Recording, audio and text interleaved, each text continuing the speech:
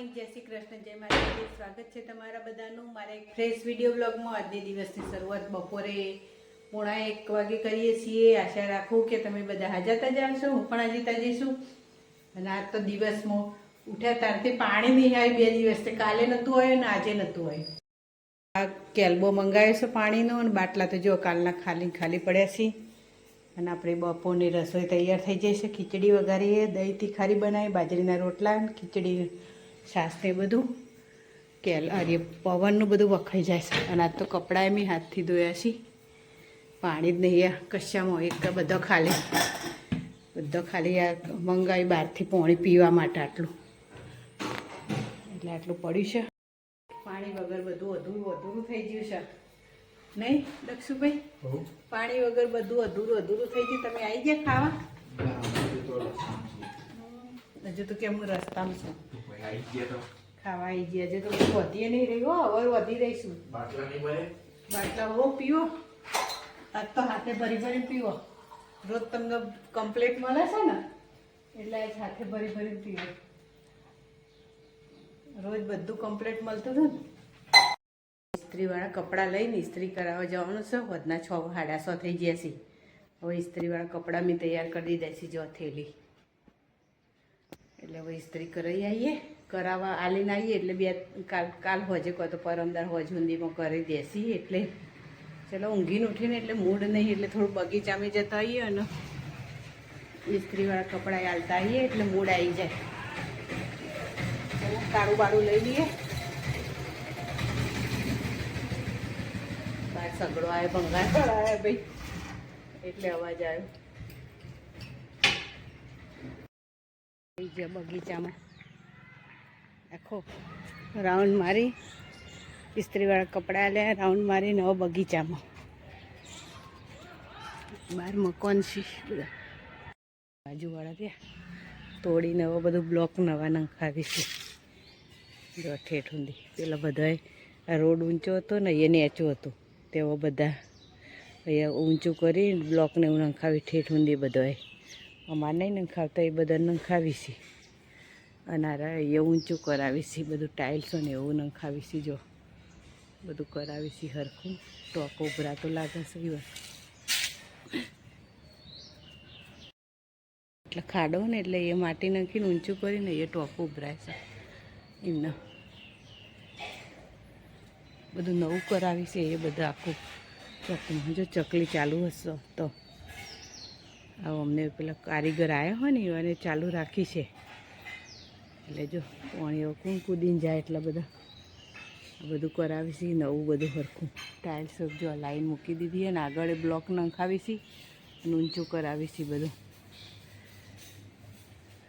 તો ચકલી ચાલુ છે. નહીં નંખાવતા અમારે તો. જો અમારે તો એમને એમ જ રાખીએ. મકાન માલિક અમારે હમું જ નહીં કરાવતા. અને અમને તો જો કરાવવાનું ચાલુ કરી દીધું. તો ઊંધી નંખી દીધા છે. જો ઊંચું થઈ જાય ને રોડ કરતાં, એટલે પાણી ના ભરાય ઘર આગળ, એટલે ઊંચું કરી દીધું. અમારે શી કરે હવે પાણી ભરાય કે નહીં ભરાય તો ચોમાસામાં ખબર પડે હવે કેવું થાય છે ને કેવું નહીં. એ બધું વાતાવરણ ચેટલું કરી દીધું હે. જોજો કોઈ કે ઉનાળો હશે, એપ્રિલ મહિનો હશે, કોઈ કે એવું લાગે છે. જેટલું કાળો ભંભન કરી છે ને, પવન એટલો છે ને. તો જો લીમડા ગાજે છે વરસાદ. મહેસાણાની બાજુ તો વરસાદ પડવાનું ચાલુ થઈ ગયું છે, અને અમારે બરાબરનો અંધારે છે. જો અને ચોકમાં જેટલું ઉડીને આવી છે. જોજો ઠેઠ ઊંધી ઉડીને. સવારે તો સાફ કર્યો તો મેં, ધોયો તો વાળે તો હવે ઉડીને આવી ગયું બધું. જો જેટલું વાદળો કરી દીધા છે ને એકદમ. તો ત્યાં માટી નંખી દીધી બધી. હવે ઉપર પથ્થરને એવું લગાવી દેસી, મને એવું લાગે છે. જો કામકાજ ચાલુ છે. હવે ઉપર ટાઇલ્સો લગાવવાની કરવું. પેલી રહી એવી ટાઇલ્સો લાવ્યા શીખોક, એટલે લગાવી દેસી એટલે સરસ થઈ જાય ને બધું. શું થઈ ગયું હતું બધું અહીંયા. હવે સારું થઈ જશે. શું ભાઈ શું કરો બેટા? માસ્ટર શેફ વડાપાવ બનાવે છે માસ્ટર શેફ. અમે વડો તૈયાર કરીને મૂક્યો ને હવે અમારા શેફ રૂમાલ રસોઈયા જેવો રૂમાલમાં મૂકીને એ એટલે જો ખીચડી શાક ને કઢી ને રોટલા ને આ વડાપાવ જેટલું જાતનું રસોઈ કરીએ દક્ષુ આપણો. શું કેવું દક્ષુ તારે કોઈ કેવું ફોકસ કરવું બધું બની જાય ને ઉધરસ થઈ જશે. 2 મિનિટ થઈ ગયો છે. કશો વાંધો નહીં તો તાર કર આપણો કોઈ ઉતાવળ નહીં શાંતિથી કર. હજુ તો 9 હાથ જ થઈ ગયા. આપણો 11 વાગે ખાઈશું તો કોઈ ચિંતા નહીં.